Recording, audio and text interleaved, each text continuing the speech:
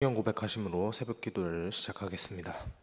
전능하사 천지를 만드신 하나님 아버지를 내가 믿사오며 그 외아들 우리 주 예수 그리스도를 믿사오니 이는 성령으로 잉태하사 동정녀 마리아에게 나시고 본디오 빌라도에게 고난을 받으사 십자가에 못 박혀 죽으시고 장사한 지 사흘 만에 죽은 자 가운데서 다시 살아나시며 하늘에 오르사 전능하신 하나님 우편에 앉아 계시다가 저리로서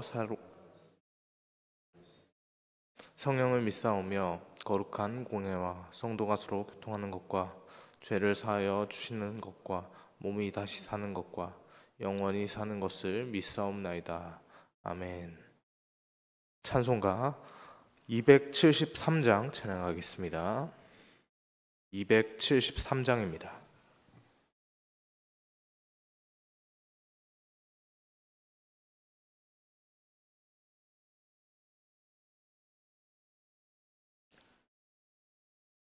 273장입니다.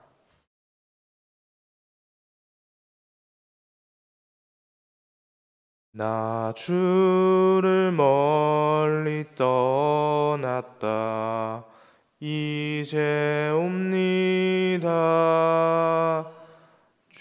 죄의 길에 시달려 주여 옵니다. 나 이제 왔으니 내 집을 찾아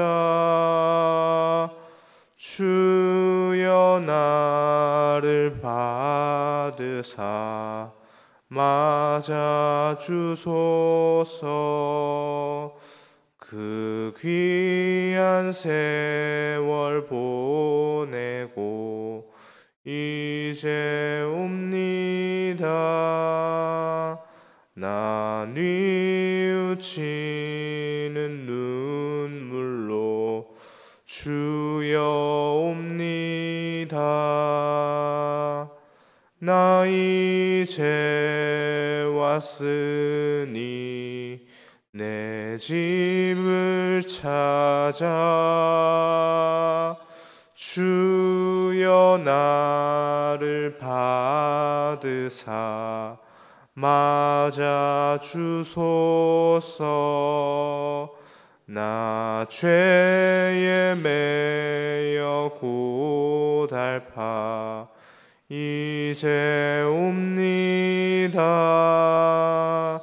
주 크신 사랑 받고자 주여 옵니다. 나 이제 왔으니 내 집을 찾아 주여 나를 받으사 맞아 주소서. 이 병든 마음을 고치려 이제 옵니다. 큰 힘과 소망 바라고 주여 옵니다. 나 이제 왔으니 내 집을 찾아 주여 나를 받으사 맞아 주소서. 나 버릴 것이 무언가 우리 주 예수 날 위해 죽임 당하신 믿고 옵니다.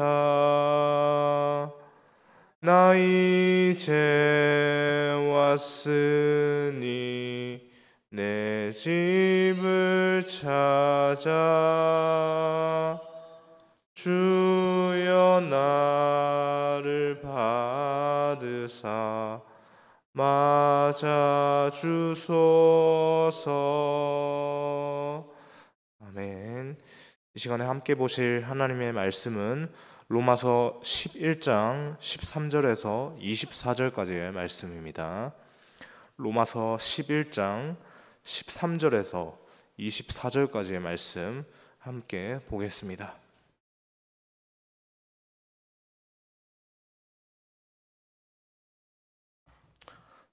로마서 11장 13절에서 24절까지 말씀입니다.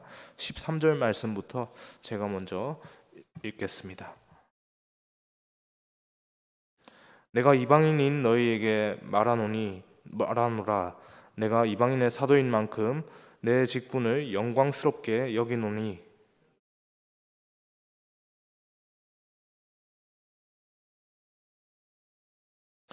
그들을 버리는 것이 세상 화목이 되거든 그 받아들이는 것이 죽은 자 가운데서 살아나는 것이 아니면 무엇이리요?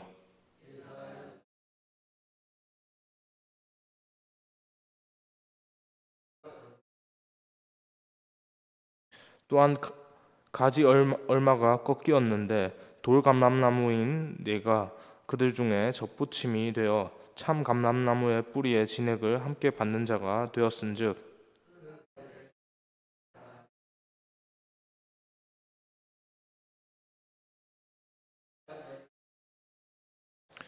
그러면 내 말이 가지들이 꺾인 것은 나로 접붙임을 받게 하려 함이라 하리니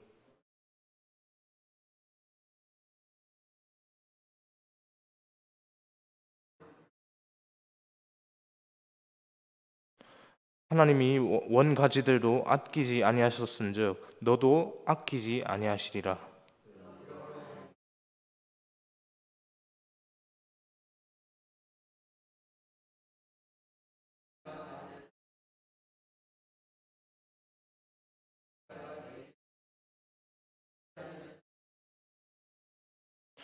그들도 믿지 아니하는데 머무르지 아니하면 접붙임을 받으리니 이는 그들을 접붙이실 능력이 하나님께 있음이라.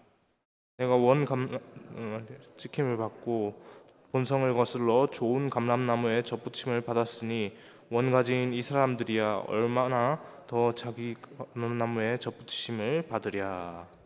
아멘. 어제에 이어서 계속해서 로마서 11장의 본문을 가지고 묵상하는 가운데 우리 모두의 마음 가운데 말씀을 깨닫게 하시는 하나님의 은혜가 함께하기를 소망합니다.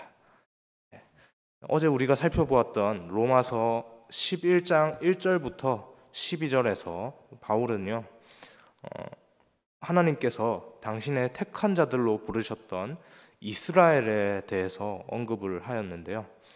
이스라엘이 하나님의 택함을 받았음에도 불구하고 범죄했던 그런 모습들이 있었죠.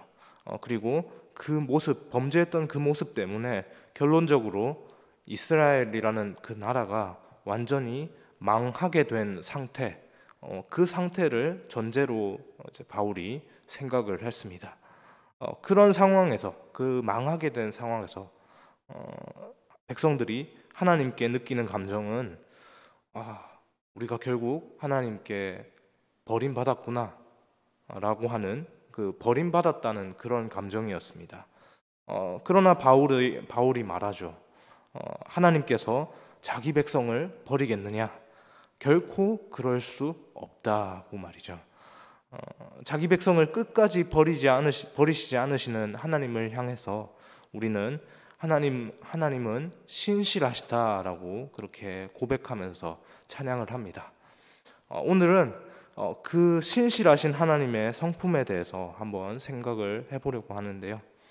그 하나님의 성품에 대해서 오늘자 매일 성경 본문의 제목을 한번 보시면 인자하시고 준엄하시다라고 그렇게 소개를 합니다.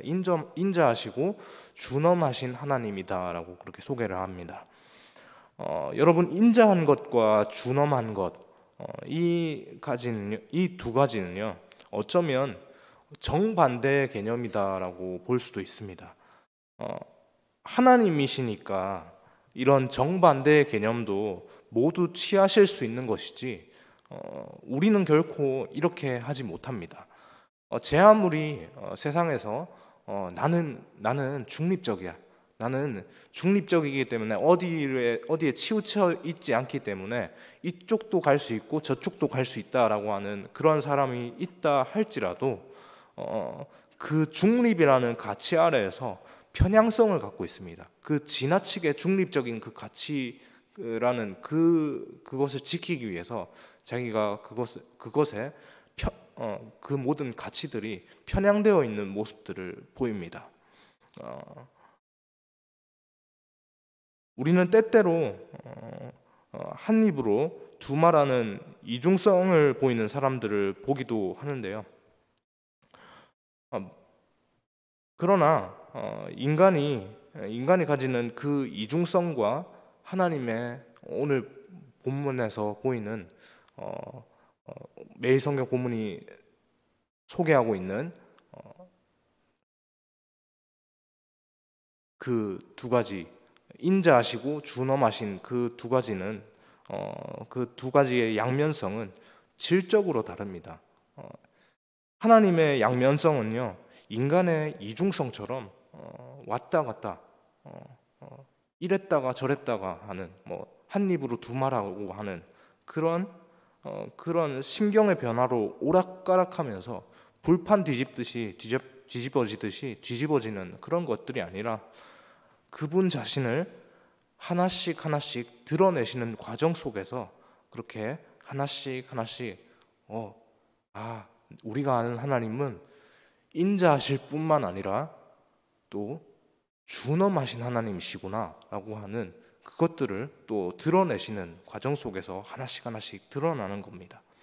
그렇기 때문에 우리는 하나님의 성도로 부름을 받지 않았습니까? 그렇기 때문에 우리 삶에 나타나는 하나님의 역사를 통해서 하나님께서 당신에 대해서 이렇게 하나씩 드러내시는 것을 보면서 하나님이 이런 분이시구나, 그렇구나 하나씩 깨달아가는 것, 이것이 필요한 것이죠. 그 가운데서 하나님께서 부어주시는 은혜로 우리는 우리 자신에 대해서, 하나님에 대해서 하나씩 살펴보는 가운데 우리는 하나님 앞에서 이러한 존재구나 라고 하는 우리 자신에 대해서도 분명하게 인식하고 바라보게 되는 그런 일이 생기게 될 겁니다. 오늘 본문 13절에서 바울은 하나님이 이방인에게 구원의 문을 여셨다는 사실을 깨달았습니다. 그리고 자신이 이방인에게 복음을 전하는 자로 그렇게 부름을 받았다는 것을 확신했죠. 자신을 두고 자신의 별명을 말을 합니다. 나는 이방인의 사도로 부름받았다라고 그렇게 분명하게 정체성을 고백을 하죠. 그러나 사실 어제 본문에서 언급했던 그 이스라엘을 향한 그 마음, 이스라엘은 바울에게 어떤 존재입니까? 동족입니다. 자기의 어쩌면 가족들이죠. 그 이스라엘을 향한 그 하나님의 마음이 바울에게도 동일하게 있음을 말하고 있는데요. 이스라엘이 회복되는 것이었죠. 그것은 분명히 쉬운 일이 아닙니다. 바울도 이렇게 말을 하죠. 오늘 본문에서 말을 하기를 죽었다가 살아나는 과정만큼 그것이 쉽지 않다라고 그렇게 얘기를 합니다. 그러나 이 모든 구원의 과정 가운데서 우리가 기억할 것은요, 전적으로 하나님께서 당신의 택한 자들을 구원하신다는 것입니다. 당장에 하나님의 복음을 받아들일 것 같지 않아 보이던 그런 유대인들의 마음도, 그런 돌 같은 마음도 하나님께서 만지시고 여시고 움직이시면, 하나님께서 그렇게 하시면 얼마든지 그 돌 같은 마음들도 죽었다가 다시 살아날 수 있습니다. 영적인 중생, 다시 살아나는 것, 죽었다가 다시 살아나는 것을 분명히 경험할 수 있습니다. 그 가운데서 우리가 기억할 것은요, 눈에 보이는 현실에만 빠져 살아가는 것이 아니라 하나님의 계획과 뜻을 바라보며 사는 것입니다. 하나님의 계획과 뜻, 당장에 우리 눈에 명확하게 보이지 않습니다. 어느 것이 하나님의 뜻과 계획인지 당장에 뭔가 나타나지 않고 우리가 그냥 겉으로 보이는 현상적인 것만 쫓아가다 보면 그것들을 놓치면서 살아가기가 쉽습니다. 그러나 우리 하나님께서는 그 하나님과 하나님의 뜻과 계획에 대해서 우리가 믿음의 눈으로 당신의 그 계획과 뜻을 바라보기를 원하십니다. 일상이 아무리 분주하더라도 말씀과 기도로 그분의 계획과 뜻이 무엇인지 깨닫기 위해 날마다 또 말씀을 가까이 하고 기도함으로 나아가는 우리 모두가 되기를 소망합니다. 여러분, 아까 전에 제가 하나님의 양면성에 대해서 그렇게 또 말씀을 드렸는데요. 우리가 누리고 있는 것들은 모두 인자하신 하나님께서 우리에게 베풀어 주신 것입니다. 우리가 갖고 있고 우리에게 주어져 있는 그 모든 것들 모두 다 그런 것이죠. 그것을 우리에게 허락하신 하나님께서 우리에게 원하시는 것은요, 다름 아닌 겸손입니다. 왜냐하면 그 모든 것을 하나님께서 허락해 주셨기 때문입니다. 바울은 오늘 본문 17절 말씀에서 돌감람나무 같은 이방인이 참 감람나무에 접붙임을 받아서 구원 역사에 참여하게 되었다고 말합니다. 오늘 본문 전체는요, 사실 바울이 이방인들에게 유대인들을 두고 그렇게 이방인들에게 말하는 장면입니다. 그러면서 이제 후반부에 가서 바울이 하는 말이 뭐냐면 이방인들이 어쩌면 유대인들은 하나님 앞에 그렇게 잘난 체 하다가 자기 잘난 맛에 살다가 버림받은 상황인데, 우리는 하나님께 혈통적으로가 아니라 혈통이 아니라 하나님께 그리스도를 믿음으로 구원을 받은 인증을 받은 사람들이다라고 하는 그러한 또 생각에 사로잡히지 않았습니까? 실제로 그게 맞습니다. 그런데 그것이 자기들의 자랑으로 유대인보다 우리가 또 우월하다라고 하는 반대로 유대인이 아닌 사람들이 유대인들을 향해서 어쩌면 역차별을 하고 있는 또 상황이 또 벌어지게 되는 겁니다.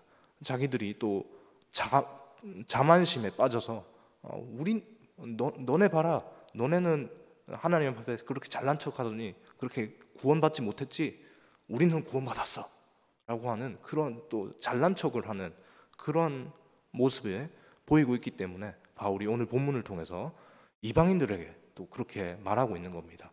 결코 자랑하지 말고 겸손하라는 것이죠.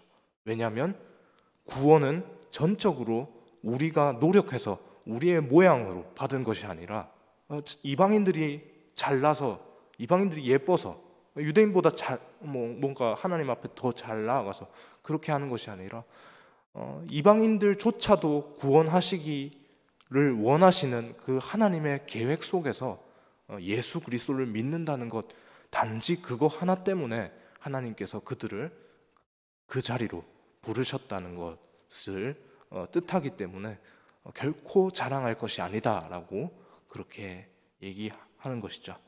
그래서 이것을 보면서 우리에게도 필요한 것은 겸손인 줄로 믿습니다. 바울은 이방인에게 자랑할 것은 아무것도 없고 겸손해야 한다는 것을 그렇게 강조한 것이죠. 하나님께서 우리를 살리시기 위해 자신의 아들을 아낌없이 그렇게 내어주셨습니다. 그 후에 자녀된 우리를 보호하시면서 많은 복을 우리에게 주시지 않으셨습니까? 이 모든 것, 이 모든 것이 모두 하나님의 은혜로 우리에게 이루어진 것입니다. 결코 그 가운데서 우리의 자격, 우리의 어떤 것을 받을 만한 어떤 합당한 무언가의 모습들, 그런 노력들, 그런 것들은 아무것도 없는 것이죠. 하나님께서는 자격 없는 우리에게 그렇게 은혜를 베푸시는 인자하신 하나님입니다.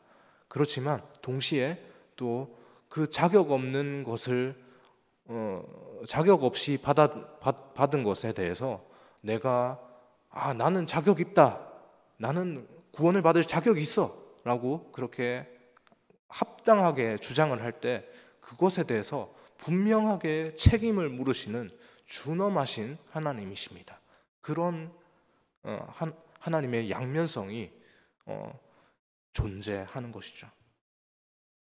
그 인자하시고 준엄하신 아버지 앞에서 우리의 모습은 어떠해야 합니까?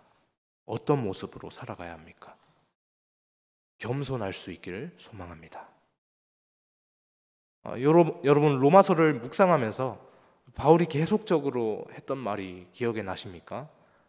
바울은 하나님의 구원이 결코 육신의 혈통적인 제약을 받지 않는다고 그렇게 말을 했습니다. 이전까지 유대인들의 생각은 어땠죠?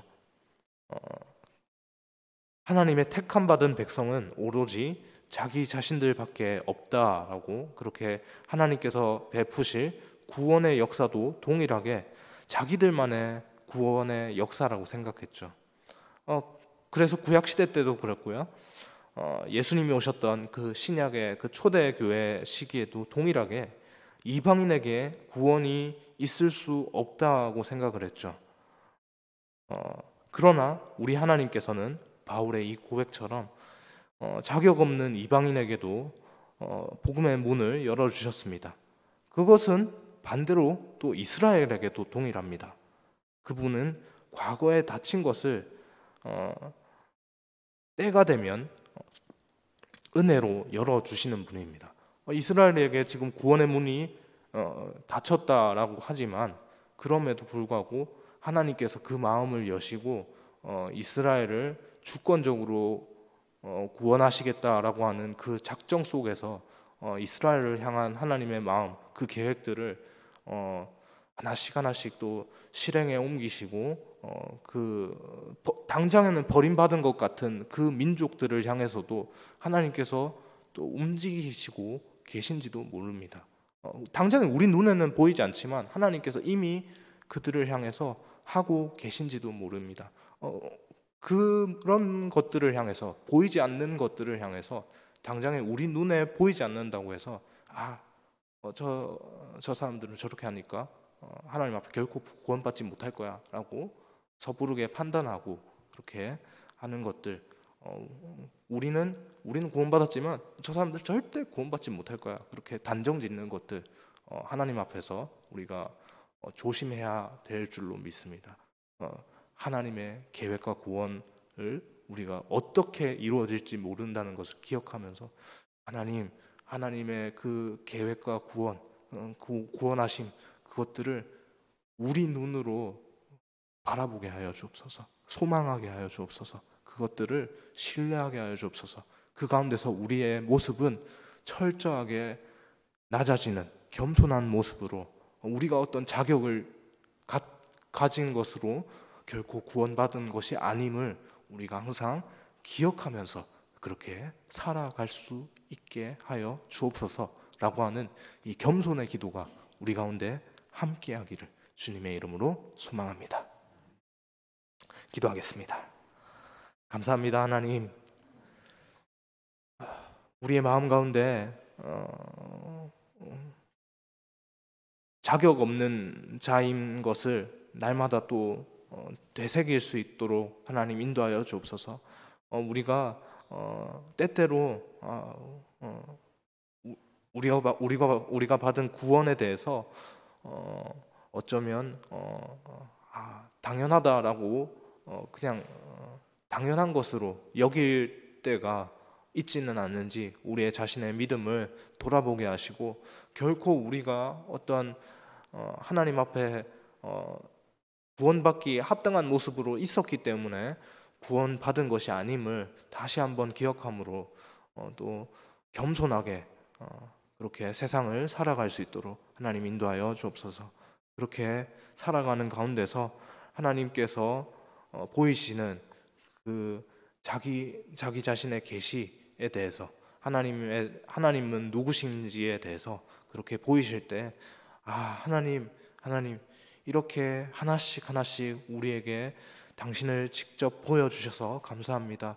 그 하나님, 우리에게 보이시는 그 하나님을 따라서 쫓아서 우리가 이 험한 인생길 하나님만을 바라보며 의지하며 하나님을 신뢰하며 그렇게 믿음으로 살아가는 우리의 모습이 되게 하여 주옵소서. 전적으로 우리의 삶을 붙잡고 구원하시는 인도하시는 하나님을 믿으며 그렇게 세상을 살아가는 하나님의 기쁨이 되는 우리 모두가 되게 하여 주옵소서. 이렇게 기도할 수 있는 우리 모두가 되게 하여 주옵소서. 그 은혜가 오늘 일주일의 시간을 시작하는 우리 모두에게 있기를 주님의 이름으로 간절히 소망하오며 이 모든 말씀 살아계신 예수님의 이름으로 기도합니다. 아멘.